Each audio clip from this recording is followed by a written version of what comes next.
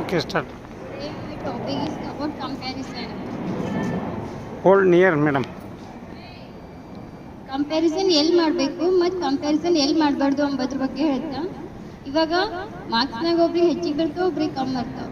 ಬೇರೆ ನೋಡಿ ನಾವು ಜಲಸ್ ಫೀಲ್ ಮಾಡೋದಿಲ್ಲ. ಅವ್ರು ಹೆಂಗೆ ಓದಿದ್ರು, ಎಷ್ಟು ಮಾರ್ಕ್ಸ್ ತೊಗೊಂಡ್ರು ಅಂಬೋದು ನಾವು ಫಸ್ಟ್ ತಿಳ್ಕೊಬೇಕು.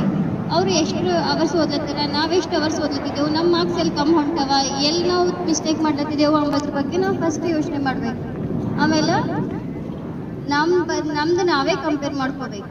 ಯಾವಾಗ ಅಂತಂದ್ರೆ ಈ ಸಲ ನಮ್ಗೆ 80ಗೆ 160 ಮಾರ್ಕ್ಸ್ ಬಂದಾವ. ನೆಕ್ಸ್ಟ್ ಟೈಮ್ ಏನು ಮಾಡಬೇಕು, 65, 70 ಬರಪ್ಲೆ ನಾವು ಜಾಸ್ತಿ ಹಾರ್ಡ್ ವರ್ಕ್ ಮಾಡಬೇಕು. ಅವಾಗಷ್ಟೇ ನಾವೇ ಕಂಪೇರ್ ಮಾಡ್ಕೊಂಡ್ರೆ ನಾವು ಹೆಚ್ಚಿಗೆ ಮಾರ್ಕ್ಸ್ ತಗೊಳಕ್ ಸಾಧ್ಯ ಇರ್ತದೆ. ಬೇರೆ ಮಾರ್ಕ್ಸ್ ತಗೊಂಡಾರ, ಅವ್ರು ಚಿಟ್ಟಿ ಮಾಡೋರು, ಅವ್ರು ನೋಡ್ಬಾರ್ದಾರ್ರಿ, ಅವ್ರು ಹಾಗೆ ಮಾಡ್ಯಾರ್ರಿ, ಹಿಂಗೆ ಮಾಡ್ಯಾರ್ರಿ, ಅದೆಲ್ಲ ನಿಮ್ಗೆ ಮ್ಯಾಟರೇ ಆಗಲ್ಲ. ಯಾಕಂದ್ರೆ ನಿಮ್ಗೆ ಔಟ್ ಆಫ್ ತಗೊಂಬೋ ಚಾನ್ಸು ನಿಮ್ಮ ಕೈದಾಗೆ ಇದೆ. ನೀವು ಜಾಸ್ತಿ ಓದ್ರಿ ಅಂದ್ರೆ ನೀವು ಫುಲ್ ಮಾರ್ಕ್ಸ್ ತಗೋಬಹುದು. ಅವ್ರು ಏನು ಮಾಡ್ರು ಬಿ ಓದ್ಬಾರ್ದವ್ರಕಿನ ನೋಡ್ಬಾರ್ದವ್ರದ್ದು ಯಾವತ್ತೂ ಬಿ ಮಾರ್ಕ್ಸ್ ಹೆಚ್ಚಿಗೆ ಬರಲ್ಲ. ಯಾಕಂದ್ರೆ ಯಾರು ಔಟ್ ಆಫ್ ಬರೀತಾರ ಅವರಿಗೆ ಕ್ರಾಸ್ ಮಾಡಕ್ ಸಾಧ್ಯನೇ ಇಲ್ಲ ಚೀಟಿ ಮಾಡೋರು. ಹಾಗಾಗಿ ನಿಮ್ದು ನೀವೇ ಕಂಪೇರ್ ಮಾಡ್ಕೋರಿ. ಈ ಸಲ ನಾ ಇಷ್ಟು ಮಾರ್ಕ್ಸ್ ತಗೊಂಡಿದ್ದೆ, ಯಾಕಂದ್ರೆ ಈ ಸಲ ಬರೀ ನಾ 1 ಅವರ್ ಅಷ್ಟೇ ಓದ್ದೆ, ನೆಕ್ಸ್ಟ್ ಟೈಮ್ ನಾ 2 ಅವರ್ ಓದ್ತೆ, ನಾನು ಜಾಸ್ತಿ ಮಾರ್ಕ್ಸ್ ತಗೋತೆ ಅಂತ ನಿಮ್ದು ನೀವೇ compare ಮಾಡ್ಕೋರಿ.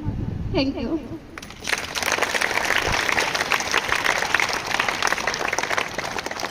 School studies, school attention.